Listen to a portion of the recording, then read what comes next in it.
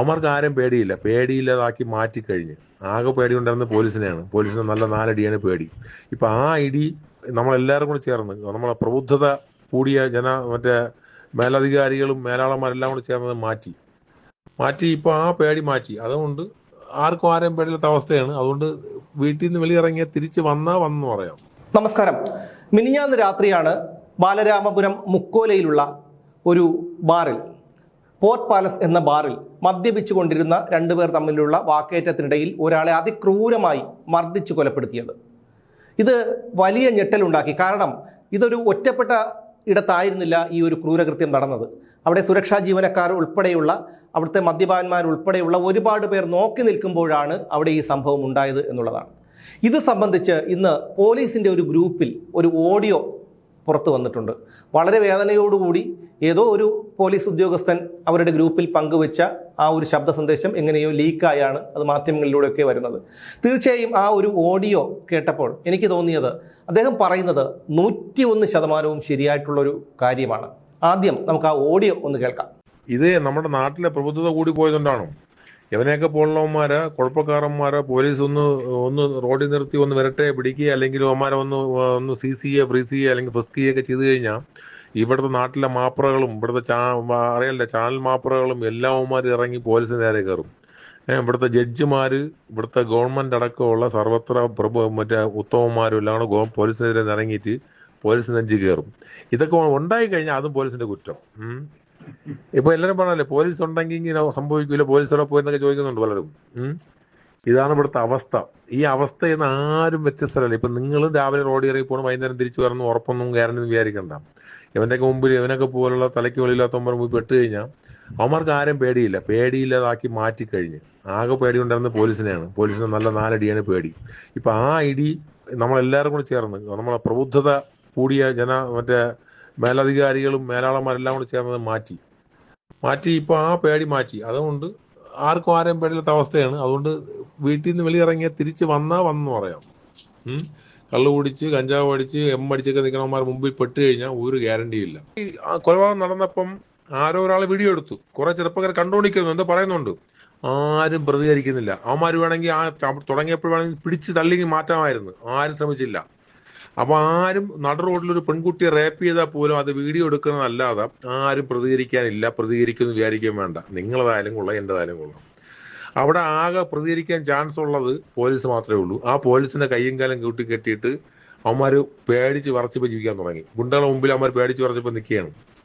നാളെ ഇതൊക്കെ ആർക്കും നമുക്കൊക്കെ വരാൻ പറ്റുന്ന സാഹചര്യമാണ്. ഇത് ഇത്രയും ജനം കണ്ടുകൊണ്ടിരുന്നിട്ട് ആരും പ്രതികരിച്ചില്ലേ? മറിച്ച് ഏതെങ്കിലും ഒരു പോലീസുകാർ കണ്ടുകൊണ്ടിരുന്നെങ്കിൽ, പോലീസ് അവിടെ ആക്ഷൻ ഉണ്ടായിരുന്നെങ്കിൽ ഇത് ഉണ്ടാവുമായിരുന്നോ? എന്തിനേറെ പോലീസിനെ ഭയം ഉണ്ടെങ്കിൽ ഇത് ഉണ്ടാവുമായിരുന്നു. കുടിച്ചിട്ട് മര്യാദയ്ക്ക് ഇറങ്ങി പോകില്ലേ? ഇപ്പോൾ തന്നെ ബാറുകളുടെ ഫ്രണ്ടിൽ കുടിച്ചിട്ട് ആണും പെണ്ണും കൂത്താടി കെട്ടിയും പിടിച്ച് ഇഴഞ്ഞും പാമ്പിന് ഇഴയുമ്പോഴൊക്കെ നിൽക്കുന്നുണ്ട്. പോലീസുകാരെ അവരൊന്ന് പിടിച്ച് വരട്ടെ, പിടിക്കാമെന്നോ അല്ലെങ്കിൽ പറഞ്ഞില്ലാന്ന് പോയി കഴിഞ്ഞാൽ പിന്നെ പിറ്റേ ദിവസം വാർത്ത വരും, മദ്യപിച്ച് ബാറിൽ നിന്ന് ഇറങ്ങിയ ചെറുപ്പക്കാരെ പോലീസ് ലത്തി വിട്ട് അല്ലെങ്കിൽ ചൂരിൽ ഉപയോഗിച്ച് വിരട്ടി ഓടിച്ചു എന്നൊക്കെ പറഞ്ഞ് വാർത്ത വരും. അത് നമുക്ക് എന്ത് പറയാനത് ഇപ്പോൾ കണ്ടോണ്ടിരിക്കാം. അതല്ല, വേറെ വഴിയൊന്നുമില്ല. അനുഭവിച്ച് ഇതുപോലെ ഉള്ള വ്യക്തിമാവായിരുന്ന കൊള്ളാം. അദ്ദേഹം പറയുന്നത് കേട്ടല്ലോ. കാരണം കേരള പോലീസിനെ ഇത്രയധികം അധപ്പതിപ്പിച്ചത് ഇവിടെ നവോത്ഥാനം പറയുന്ന ഈ സർക്കാരാണ്. ഇതിന് 10 വർഷം മുമ്പ് വരെ, ഉമ്മൻചാണ്ടി സർക്കാരിൻ്റെ കാലത്ത് വരെ പോലീസ് ഇത്രയധികം അധപ്പതിച്ചിരുന്നില്ല. ഈ കഴിഞ്ഞ 2016 മുതലുള്ള 2026 വരെയുള്ള വർഷങ്ങളിലാണ് പോലീസ് വെറും നമ്മൾ കഥകളിൽ മാത്രം വായിച്ചിട്ടുള്ള രാജകിങ്കരന്മാരെ പോലെ ആയത്. ഉദാഹരണത്തിന് DNA ഓഫീസ് റെയ്ഡ് ചെയ്ത ഒരു SP ഷിബു, പിന്നെ എന്നെയും എൻ്റെ സുഹൃത്തായ സുദർശൻ നമ്പൂതിരിയെയും ഞങ്ങളുടെ കേസ് അന്വേഷിക്കുന്ന അന്വേഷണ ഏജൻസി പോലും അറിയാതെ തിരുവനന്തപുരത്ത് നിന്ന് 120 കിലോമീറ്ററോളം പിന്തുടർന്ന് ഹരിപ്പാട് വന്ന് പിടികൂടിയ മെഡിക്കൽ കോളേജ് പോലീസ് സ്റ്റേഷനിലെ അതിമിടുക്കനായ അതിസമർത്ഥനായ SHO ഹരിലാൽ, ഇവരൊക്കെയാണ് യഥാർത്ഥത്തിൽ ഈ പോലീസിനെ, ഇവരെ പോലെയുള്ളവരാണ് ഈ പോലീസ് സേനയെ ഇത്രയധികം കളങ്കിതരാക്കിയത്. ഭരിക്കുന്നവർ ഇരിക്കാൻ പറഞ്ഞാൽ കിടക്കുകയും കിടക്കാൻ പറഞ്ഞാൽ നിലത്ത് കിടന്ന് ഉരുളുകയും ചെയ്യുന്ന അധപ്പതിച്ച ഒരു വർഗം, ഒരു ചെറിയ വിഭാഗം ഈ കേരള പോലീസിലുണ്ട്. പക്ഷേ കൂടുതൽ ഉദ്യോഗസ്ഥരും വളരെ ആർജവത്തോടു കൂടി നീതിപൂർവം ജോലി ചെയ്യണം എന്ന് ആഗ്രഹിക്കുന്നവരാണ്. അവരൊക്കെ പലപ്പോഴും എനിക്ക് അനുഭവമുള്ളതാണ് ഇത്തരത്തിൽ പോലീസുകാരുടെ നിസ്സഹായാവസ്ഥ. ഒരു കേസിൽ പെടുമ്പോൾ അവർ പലരും പറഞ്ഞിട്ടുണ്ട് ഇത്തരത്തിൽ മുകളിൽ നിന്നുള്ള സമ്മർദ്ദമുണ്ട്, മറ്റു മാർഗങ്ങളില്ല എന്ന്. അവരുടെ ആ നിസ്സഹായാവസ്ഥ നമുക്കും വേദനയുണ്ടാക്കുന്നതാണ്. കാരണം വളരെ കഷ്ടപ്പെട്ട് പഠിച്ച് പരീക്ഷ എഴുതി ജോലിയിൽ കയറുന്നു. ആ ജോലിയിൽ കയറുമ്പോൾ എഴുതാനും വായിക്കാനും അറിയില്ലാത്ത വിവരദോഷികളായ കുറേ രാഷ്ട്രീയക്കാരുടെ, അധികാരമുണ്ടെന്ന് കരുതി ആ രാഷ്ട്രീയക്കാരുടെ ചട്ടുകമായി പ്രവർത്തിക്കേണ്ടി വരുന്ന ഒരു പോലീസ് ഉദ്യോഗസ്ഥൻ്റെ മാനസിക സംഘർഷം, ആത്മനിന്ദ ഒന്ന് നമുക്കൊന്ന് ഊഹിച്ച് നോക്കാവുന്നതേ ഉള്ളൂ.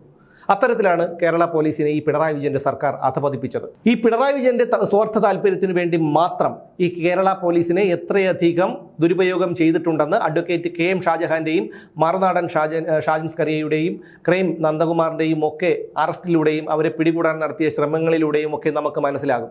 എത്ര ലക്ഷം രൂപയാണ് ഇത്തരത്തിൽ പോലീസ് വാഹനങ്ങളിലൊക്കെ ഇന്ധനം അടിച്ച് ഇവരെ പിടികൂടാനായി പോയത്.